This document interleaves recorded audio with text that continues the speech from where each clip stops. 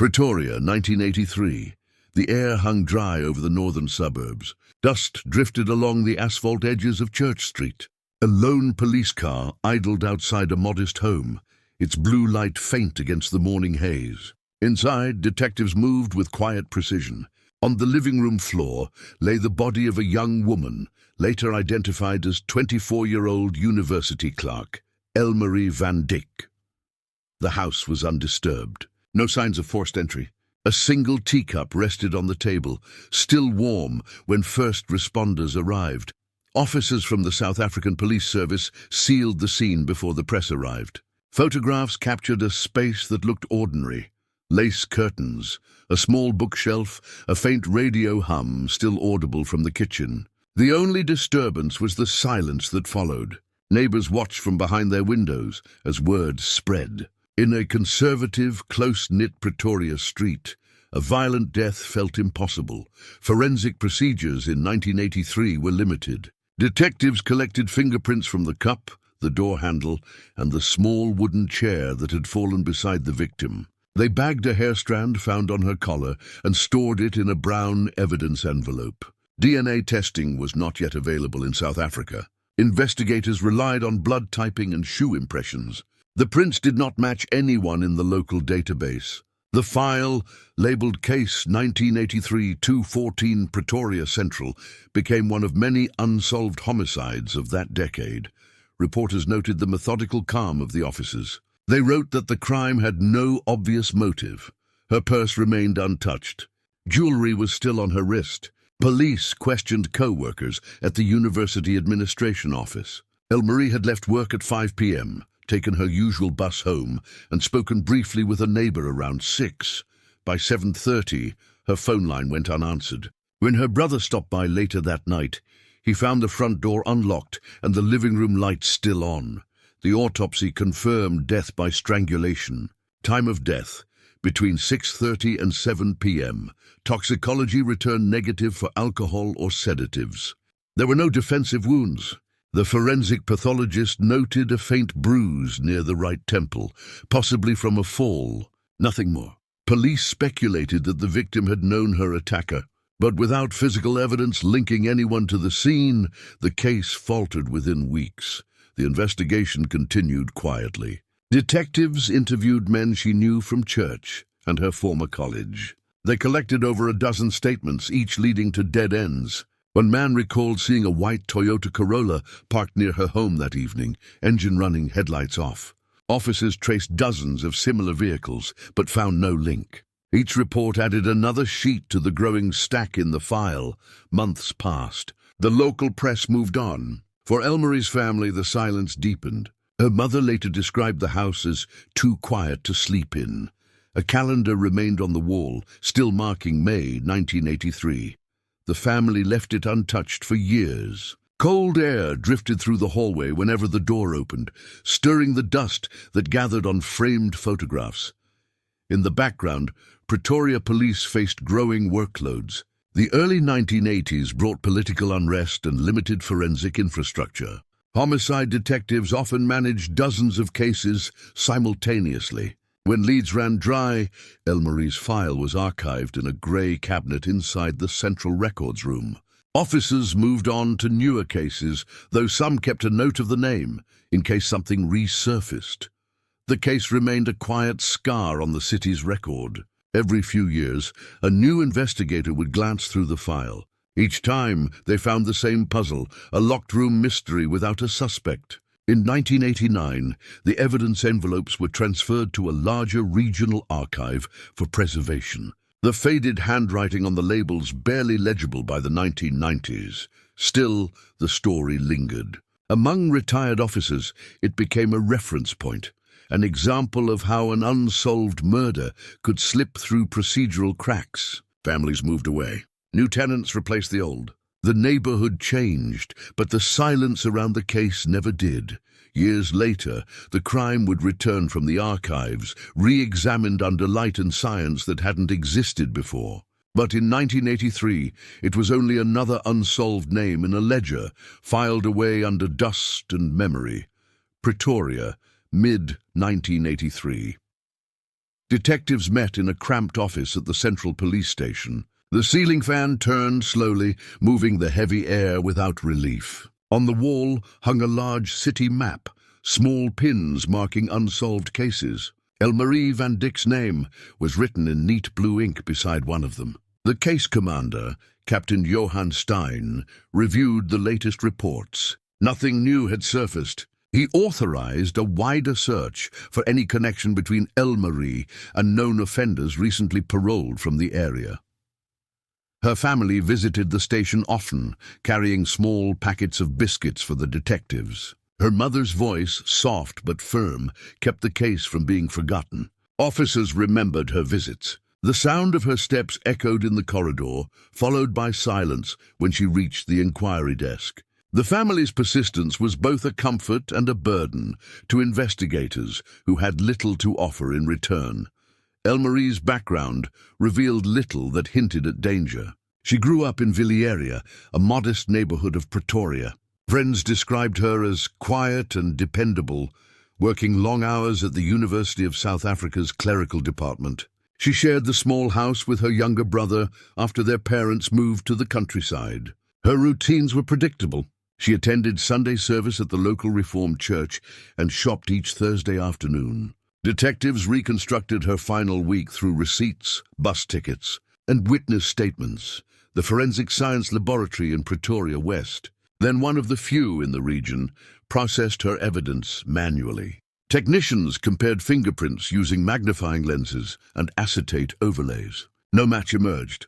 Fibers from her blouse were catalogued, though the lab lacked equipment for full trace analysis. The limited technology frustrated investigators, but they persisted through interviews, building what they hoped would be a psychological profile of the offender, though such methods were still in their infancy in South Africa at the time. One theory suggested a personal dispute, another an opportunistic intruder, but no valuables were taken. Officers searched her workspace for correspondence or notes that could hint at conflict. A single letter, addressed to a friend in Johannesburg, contained nothing unusual, casual updates about work, a mention of a new bus route. The handwriting was calm and steady. For detectives, it only confirmed that she had expected her life to continue without interruption. In the weeks after the murder, the neighborhood adjusted uneasily. Families double-locked doors and kept porch lights on through the night. The local newspaper, Pretoria News, ran a short follow-up, noting that police continued to investigate the mysterious death of a young administrative clerk. No suspects were named. The community waited for updates that never came. Elmarie's funeral drew a small crowd to the Wonderboom Cemetery. The service was quiet, marked by heavy silence rather than words. A thin breeze moved through the rows of chairs as the minister read from the Book of Psalms. Detectives stood at the back, observing the family and attendees, noting faces for anyone unfamiliar. Nothing stood out. By evening, her grave was covered in fresh flowers, white lilies already beginning to wilt under the winter sun. After the burial, Captain Stein reassigned the case to Detective Franz Dutoit, a younger officer known for his persistence. Dutoit re-examined every statement, typing his notes on a manual Olivetti machine. His files described a meticulous but inconclusive process.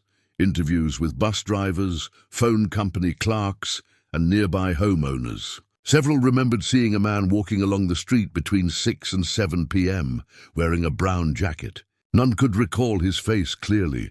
By September 1983, the trail cooled. Leads were reviewed during weekly briefings, but brought no progress. Officers submitted updates to headquarters, noting that the investigation remained open but inactive. In that bureaucratic phrasing lay the quiet reality. The case was stalling. Files were returned to the Central Cabinet, waiting for a reason to be reopened. Years later, analysts would describe this phase as typical of pre-DNA investigations. Without biological testing, even well-documented cases risked fading into obscurity. The forensic record, though carefully maintained, depended entirely on future advances that no one in that small office could yet imagine. In Pretoria, life continued. The house on Church Street changed owners twice within a decade. By the late 1980s, few newcomers even knew what had happened there. The original wooden number plate above the door faded, the paint chipped by sun and time. Cold air drifted through the cracks when the door opened, a small physical reminder of what had once silenced the neighborhood. But for Elmarie's mother, the case remained part of daily life. Each year on the anniversary of her daughter's death, she placed a newspaper notice, in loving memory gone but not forgotten. Her persistence ensured that somewhere in the station, someone would briefly remember the unsolved name written in blue ink. It would take decades and a shift in forensic science before that name would reappear under new light. Pretoria, 1984. Detective Frans Dutoit sat in his office surrounded by paper files. A single fluorescent tube flickered overhead. The case folder for 1983 SU-214 remained open on his desk. He had reread every report, every lab note. The investigation was no longer active, but he could not let it go. The absence of motive disturbed him. Each crime, he believed, left a trace, not only physical but procedural. Somewhere something had been missed. He requested permission to re-interview several witnesses. Most complied. One neighbor, an elderly woman, recalled hearing a soft knock that evening around 7. She thought it was the postman and ignored it. Another mentioned seeing the same white Toyota Corolla parked again days after the murder in the same spot. The vehicle vanished before police arrived. The registration was never recorded. It remained an enduring ghost in the file. Forensic procedures of the mid-1980s were precise but slow. Every item required handwritten cataloguing, every chain of custody signed in triplicate. The laboratory stored Elmarie's hair sample and clothing in sealed evidence envelopes at controlled temperature. Each transfer required authorization from a senior officer. These bureaucratic layers preserved integrity but hindered speed. Detectives had little technology to bridge the gap between evidence and identity. The following year, Dutoit requested assistance from the Criminal Intelligence Bureau in Johannesburg.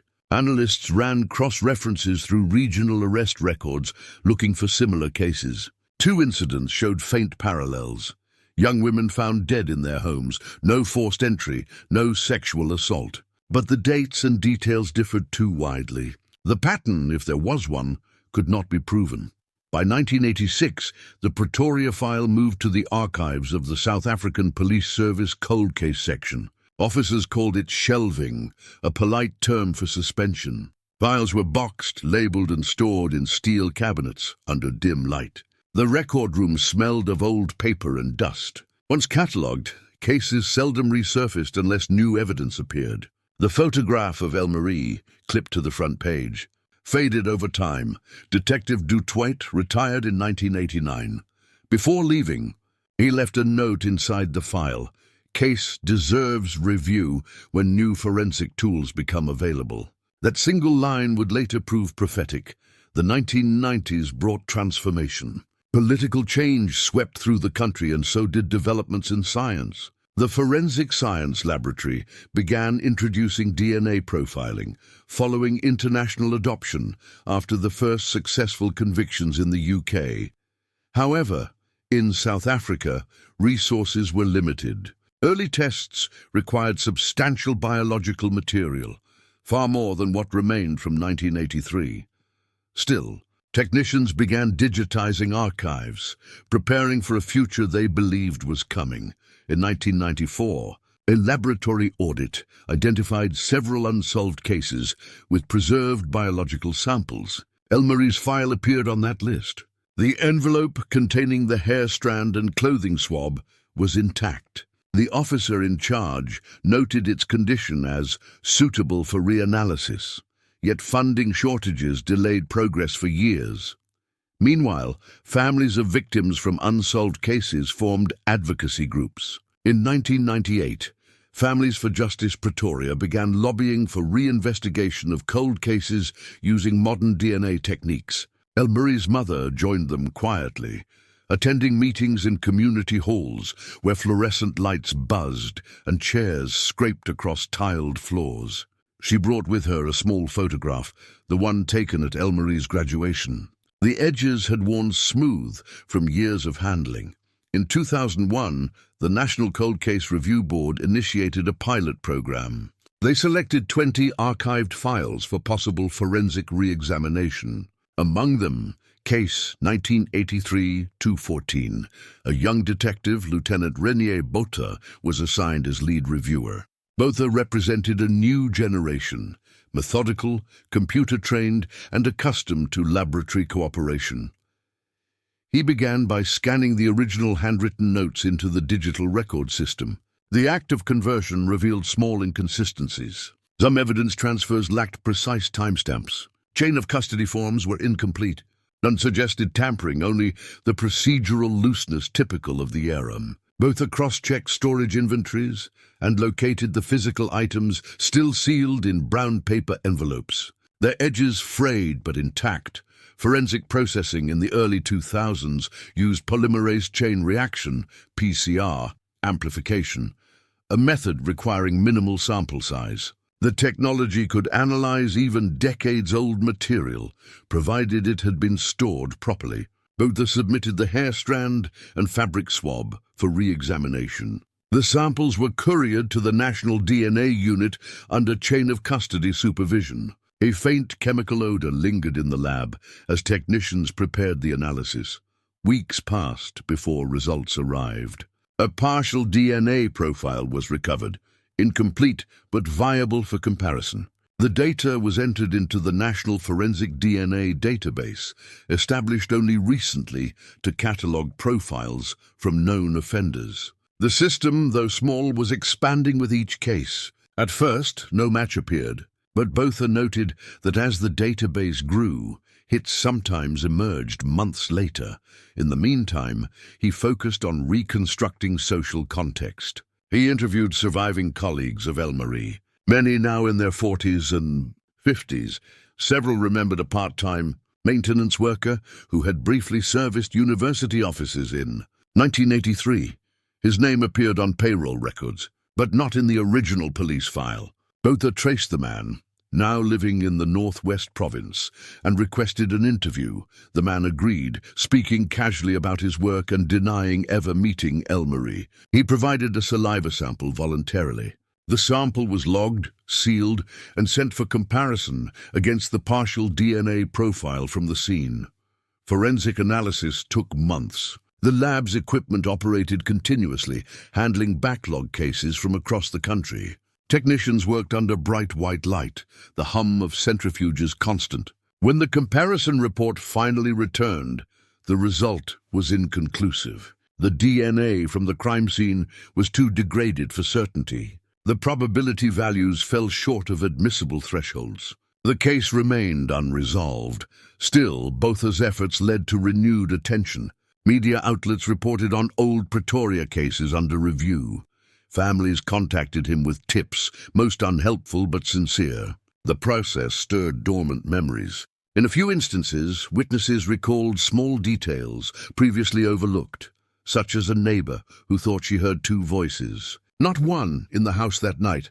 By 2005, the investigation entered another quiet phase. Botha compiled all data into a new digital record, ensuring that future analysts could access every note, photograph, and chain of custody document. His final entry read, "Pending further forensic development." The file returned to the archive, this time inside a temperature-controlled vault. The stillness resumed. Outside, Pretoria modernized. New roads cut through old neighborhoods. The house on Church Street was repainted, its history unspoken. Yet within the archives, beneath layers of catalogued silence, Elmarie's case waited, preserved by procedure, by persistence, and by the belief that someday science would speak. Pretoria, early 2000s. The Van Dyk family still lived quietly in the same house where Elmarie had grown up. Her mother's hair had turned silver, her movements slower, but her memory of that night remained clear. Each morning, she passed the framed photograph in the hallway, the same one investigators had once taken for reference. The glass had dulled with age. She still dusted it carefully, even when the air in the house felt heavy with time. When the police reopened the case, the family's hope was cautious. Years of unanswered questions had taught restraint. They met with Lieutenant Botha at the station. The meeting room smelled faintly of disinfectant. Botha explained the new DNA process, describing how degraded evidence might still yield results. Elmarie's mother listened quietly. Her hands remained folded on the table. For the first time in 2 decades, she heard the possibility of clarity. Community memory of the crime had faded. New residents along Church Street knew little about the 1983 case. Only older neighbors remembered the police cars and flashing lights. They spoke of it rarely in brief sentences. Yet when the story appeared again in local news, cold case reopened, Pretoria woman's 1983 death under review, messages began circulating. Former colleagues of Elmarie wrote letters to the police, offering recollections from long ago. One woman, a retired secretary, described a man who often waited near the university bus stop in 1983. She said he seemed too interested in the women leaving the building. Her description matched no one on record, but detectives logged it. Even decades later, people who had known Elmarie felt compelled to help. For them, the reopening meant that her name had not disappeared completely. The renewed attention drew the press back to the case. Reporters visited the old street, photographing the exterior of the house. They described peeling paint, a neat garden, and a front gate that creaked softly in the wind. The tone of coverage was subdued, factual.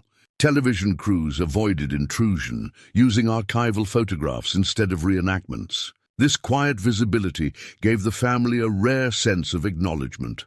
For the Pretoria police, the case served as a reminder of progress. Younger officers were struck by how methodical the early investigation had been, even with limited tools. They noted how evidence had survived because earlier detectives followed protocol. The integrity of the stored samples became an unspoken tribute to procedural diligence. Among the community, feelings were mixed. Some residents welcomed the idea of closure. Others hesitated to reopen old pain. A few feared renewed attention might invite speculation or expose past mistakes. But as the Pretoria News observed, a city carries its unresolved stories, whether spoken or not. The article drew comments from readers across the country, people reflecting on unsolved cases in their own towns. Elmarie's mother became a quiet figure of resilience. She rarely gave interviews, but attended every memorial event organized by the Families for Justice group. At one meeting, she spoke briefly, saying only that justice delayed is not justice denied. The words stayed with those who heard them. They were later quoted in an editorial about perseverance in cold case investigations. Inside the police department, Botha's small team continued their review. They worked late hours, scanning old files and updating digital records. The sound of keyboards replaced the typewriters of earlier decades. Fluorescent lights cast long reflections on the glass walls. Each name they entered into the system felt like restoring a trace of the past.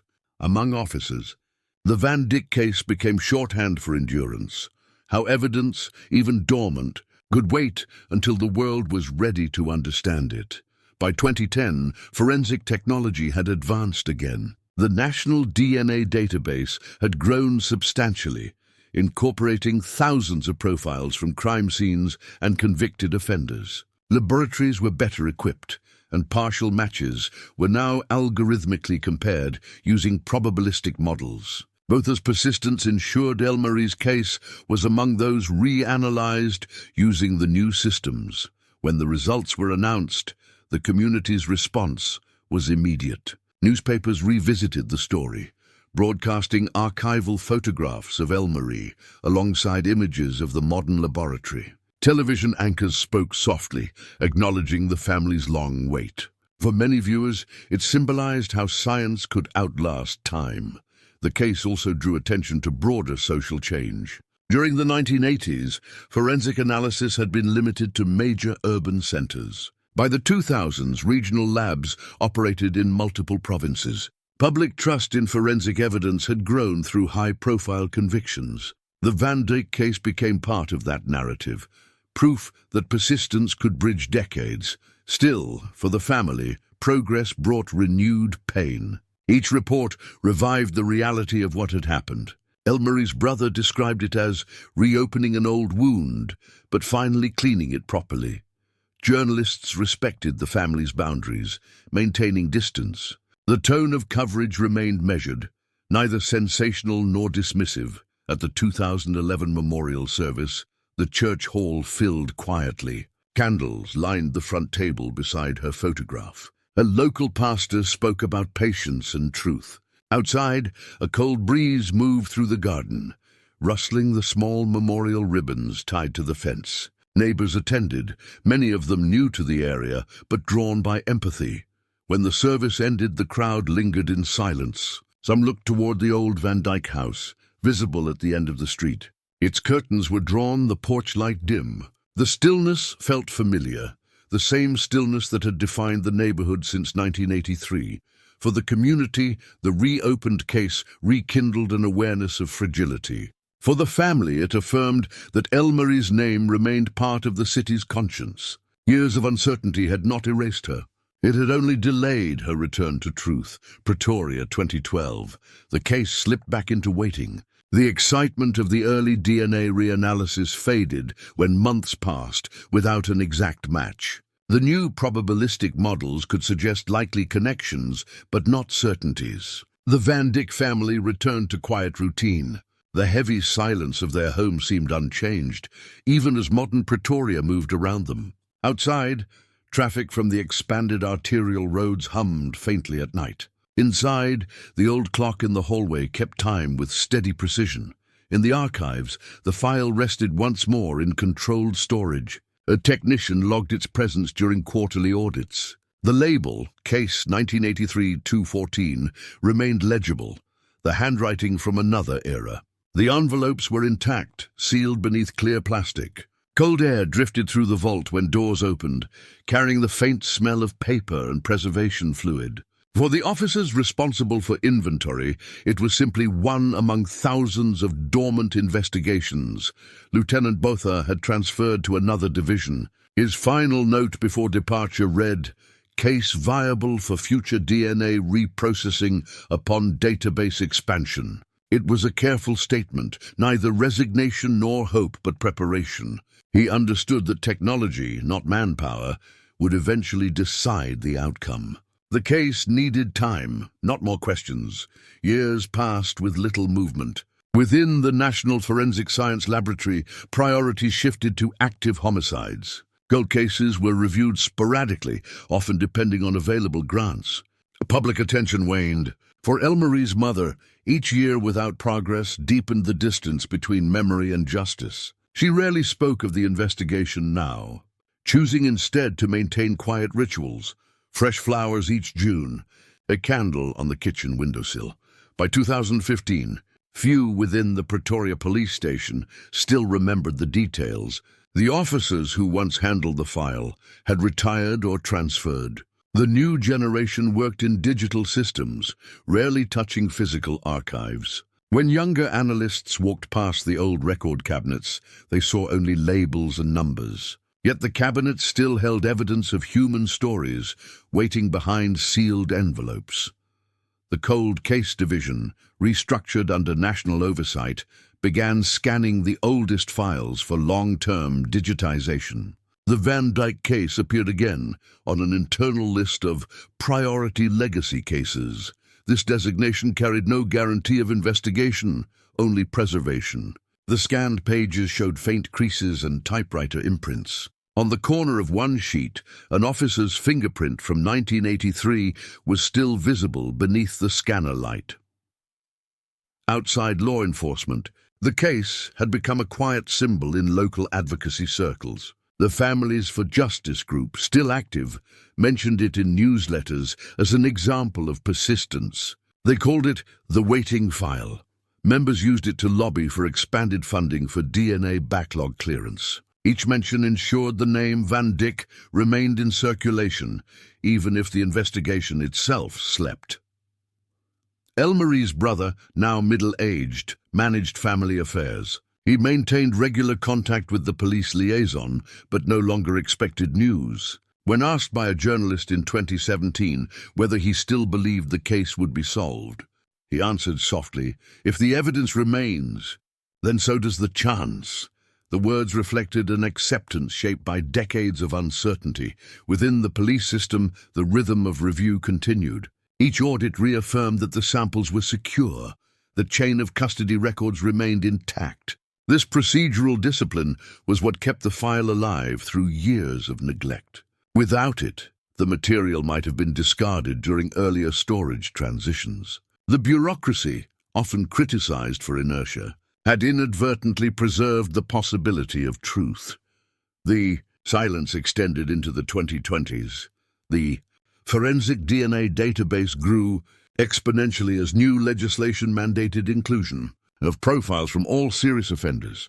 Laboratories upgraded to next-generation sequencing, capable of analyzing even fragmented DNA strands. Forensic textbooks began citing these developments as revolutionary. But in Pretoria's archives, the old cases waited for review cycles to reach them.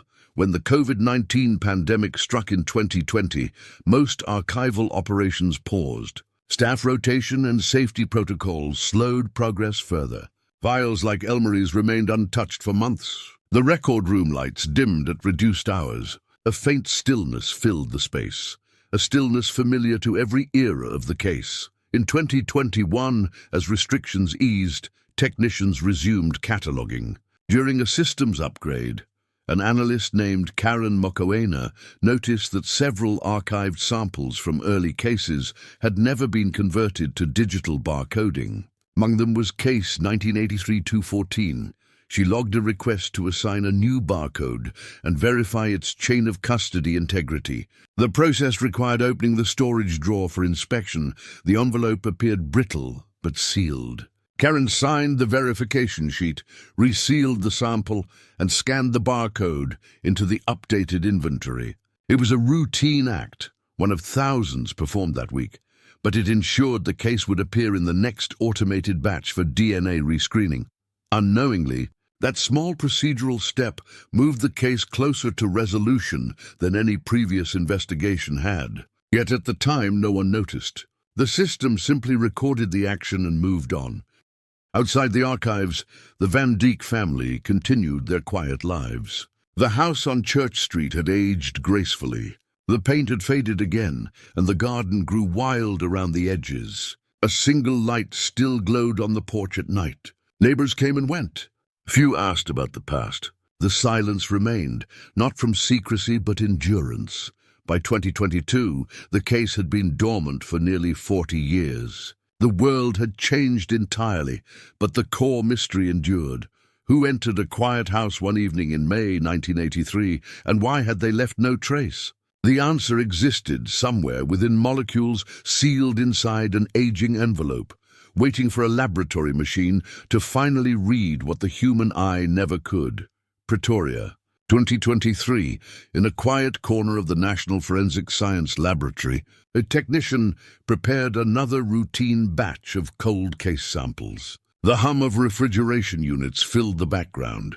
Barcode 83214 appeared on the digital queue. It was flagged for advanced sequencing under the Forensic Rescreen Initiative, a nationwide effort to clear decades-old evidence using modern systems. The technician placed the sealed envelope beneath sterile light. Inside lay the same fabric swab and hair strand, first logged in 1983. The chain of custody form, attached by clip, carried signatures from 4 decades of investigators. The rescreening process began with gentle chemical extraction, separating degraded material for analysis. Under magnification, fragments invisible to the naked eye produced faint genetic patterns. Hours later, the computer displayed a sequence match rate significantly higher than any previous test. The technician reviewed it twice before submitting the automated report. The DNA profile was complete enough to generate a full reference sequence, a result the old methods could never achieve. The system uploaded the new data to the National DNA Database, cross-referencing millions of records. The match appeared within minutes, a 99.9% correlation with a registered offender from Gauteng province, convicted in 2008 for burglary. His name, Andries Petrus Coetzee, then 59 years old. The database flagged the match as high priority due to the historical nature of the linked homicide. A soft alert tone echoed through the lab, followed by quiet disbelief. Within days, Pretoria detectives reactivated case 1983-214. The cold case unit met under fluorescent lights to review the findings. Officer Karen Mokowina, whose barcode verification had triggered the test, sat among them. The supervising officer read aloud the confirmation notice. Positive DNA match linking offender to evidence recovered from victim's clothing. The room fell into measured silence. After 40 years, the file's dormant pages were suddenly alive again. Detectives traced Coetzee's record. In the 1980s, he had worked as a maintenance contractor in Pretoria, moving between university buildings and private homes. His employment overlapped precisely with Elmarie van Dyk's office. He had no prior violent record at the time, though colleagues described him as unpredictable. By 2008, his conviction for property crime had placed his DNA into the database. That small procedural change, the mandatory profiling of offenders, had finally connected him to the forgotten evidence. Investigators obtained a new warrant to collect a fresh DNA sample. The comparison test, conducted under controlled conditions, confirmed the match with absolute certainty. The report stated a probability of misidentification less than 1 in a billion. The science left no room for doubt. When officers approached Coetzee's home in Boksburg, dawn light revealed an aging man living alone. The street was quiet. A dog barked once behind a fence, then stopped. The arrest was uneventful. Detectives read the warrant aloud. Coetzee appeared calm, asking only, "What case is this about?" When told the year, 1983, he remained silent. At the Pretoria Central station, he sat in an interview room under steady fluorescent light. The air conditioning hummed. Officers presented the evidence sequence, explaining that the sample found on the victim's blouse had matched his DNA profile. Coetzee stared at the table. He denied involvement, but could not explain the forensic link. His lawyer requested a formal review of chain of custody integrity. Investigators provided complete documentation, including every signature since 1983. No procedural gaps existed. The National Prosecuting Authority confirmed sufficient evidence to proceed. A forensic pathologist re-examined the original autopsy report, corroborating that the nature of the contact between victim and suspect was consistent with direct physical proximity. The crime had not been random. The absence of forced entry suggested the victim had known him or trusted him enough to open the door. As the news broke, media outlets reported cautiously, "DNA breakthrough solves 1983 Pretoria murder." Headlines emphasized science, not sensationalism. Journalists revisited archival footage showing black and white images of the house on Church Street. The public reaction was subdued, a mix of astonishment and relief. Social media posts described the case as history catching up. For Elmarie's brother, the call came from a senior detective late that evening. He stood in his kitchen, the light dim, the receiver pressed against his ear. The officer spoke slowly, explaining the match and the arrest. For a moment he said nothing. The sound of the refrigerator motor filled the silence. Then he thanked the officer and asked only one question. "Are you certain?" The answer came measured and final. "Yes, we are certain." The following morning, press gathered briefly outside the family home. The porch light glowed behind the lace curtain. No statement was given. The family requested privacy, expressing gratitude to investigators who had kept the file alive. The tone of coverage reflected respect rather than spectacle. Within the forensic community, the case became a reference point for procedural endurance. At conferences, experts cited it as evidence that meticulous evidence preservation could sustain justice beyond generations. The original paper envelopes, ordinary in appearance, had carried molecular proof capable of transcending time. The Pretoria Cold Case Unit continued assembling the prosecution file. Detectives reconstructed the timeline of 1983 using archived bus records, employment rosters, and telephone logs. Witnesses still living were re-interviewed. Some remembered Coetzee vaguely, a man who had fixed office windows and disappeared after a few weeks. The consistency of their recollections supported the case's framework. In custody, Coetzee remained silent. His demeanor was calm, almost detached. During interrogation, officers noted minimal reaction to questions about the victim. He neither confessed nor contradicted details, responding with short sentences. Psychologists later described his behavior as avoidant but aware. By late 2023, prosecutors formally charged him with murder under premeditated circumstances, citing the DNA link and corroborating witness statements. The indictment referenced the meticulous chain of custody documentation as a model of forensic reliability. The court scheduled a preliminary hearing at the Pretoria High Court. For many within law enforcement, the moment carried quiet significance. Few cold cases achieve resolution after 4 decades. Officers who had worked on the case in the 1980s, now retired, received calls informing them of the breakthrough. Some visited the station to see the file once more, the same pages they had handled in their youth. The ink had faded, but the words remained legible. A sense of completion, though subdued, filled the room. Outside, summer rain began to fall over Pretoria. The drops struck the station windows softly, rhythmic against glass. The sound echoed through corridors where the case file had once sat untouched. For the first time in 40 years, Case 1983-214 no longer belonged to silence. It belonged to justice. Measured in evidence and patience, Pretoria High Court, 2024. The courtroom was quiet when proceedings began. Fluorescent lights cast a sterile glow over the wood-paneled walls. The air held the faint smell of varnish and paper. On the bench, the presiding judge adjusted his spectacles as the clerk called the matter State versus Andries Petrus Coetzee, Case 1983-214. 4 decades after the crime, the name returned to public record.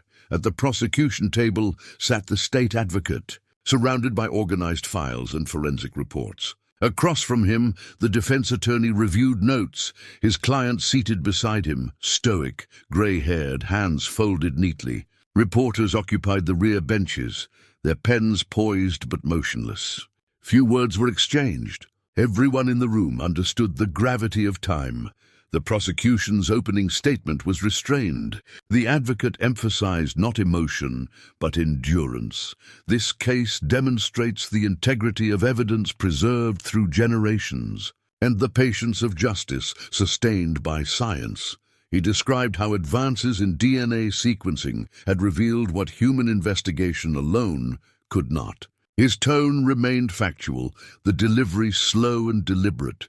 The defense acknowledged the DNA findings, but questioned the possibility of contamination after 40 years. They cited storage transitions, environmental exposure, and the evolution of testing methods. The court allowed a full forensic review. Over several sessions, experts testified about evidence preservation, detailing controlled temperatures, sealed envelopes, and verified chain of custody records. Each signature from 1983 onward was displayed on a projection screen, the names of officers long retired appearing in sequence. When forensic biologist Dr. Marianne Bothma took the stand, the courtroom fell silent. She explained the testing process in precise terms, how the DNA recovered from the victim's blouse had remained chemically stable due to cold storage, how polymerase chain reaction amplified even degraded fragments, and how cross-contamination was statistically impossible under recorded conditions. She concluded with quiet certainty. The probability that the sample originated from anyone other than the accused is less than 1 in a billion. The judge listened attentively, taking minimal notes. The defense cross-examined but found no procedural weakness. Each document, each lab photograph reaffirmed the integrity of the evidence. What began as a faint trace in 1983 had now become irrefutable data. Witnesses from the original investigation testified briefly. Retired Detective Franz Dutoit, his voice thin with age, described the early years of the inquiry. He recounted the meticulous steps taken with limited resources, the handwritten forms, the single strand of hair sealed with tape. He looked toward the family during his testimony, but spoke without sentiment. "We always believed the truth was in that envelope," he said. Elmarie's brother attended every session, sitting quietly in the second row. He wore a simple, dark suit, holding a small notebook where he wrote short reflections each day. He never looked directly at the accused. During recess, he stepped outside, where cold air drifted across the courthouse courtyard. The sound of footsteps echoed against the concrete. He later described those moments as the longest pauses between years. The defense called no witnesses. Coetzee declined to testify. His statement through counsel maintained innocence, suggesting possible workplace transfer of DNA, an argument the court regarded as implausible given the context. The trial lasted 3 weeks. Evidence presentation concluded with the prosecution reading the original chain of custody note from Detective Dutoit, preserved inside the file. "Case deserves review when new forensic tools become available." The courtroom remained still after the words were spoken. That note had guided the eventual breakthrough. In closing, the judge reflected on the nature of delayed justice. His ruling, delivered under subdued light, was methodical. The court finds that despite the passage of time, the integrity of this evidence remains unbroken. The accused's DNA was present on the victim's clothing, and no alternative explanation is credible. The verdict is guilty of murder. A quiet murmur moved through the room, quickly fading. The bailiff's footsteps marked the only sound as Coetzee was escorted from the dock. His expression remained unchanged. Outside, rain began to fall again, pattering gently on the courthouse steps.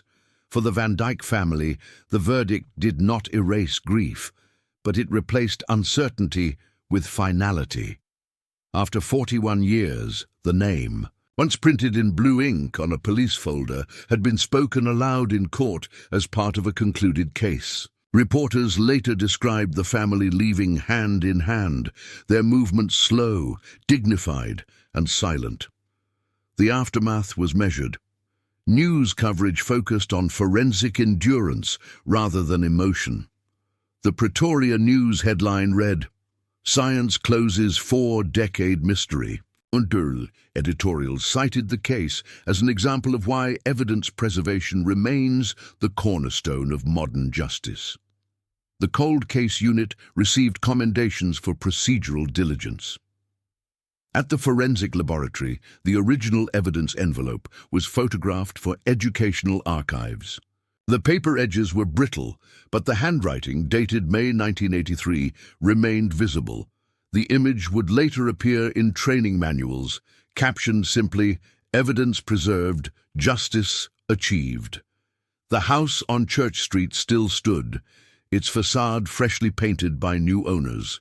Few residents remembered the original events, yet beneath its quiet exterior, the history persisted. A small plaque, placed discreetly by the Families for Justice group, bore a simple inscription, "In memory of Elmarie van Dyk, 1959-1983.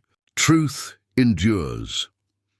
In the closing months of 2024, the Pretoria Police held a small ceremony in the Records Division. Retired and active officers gathered to mark the case's conclusion.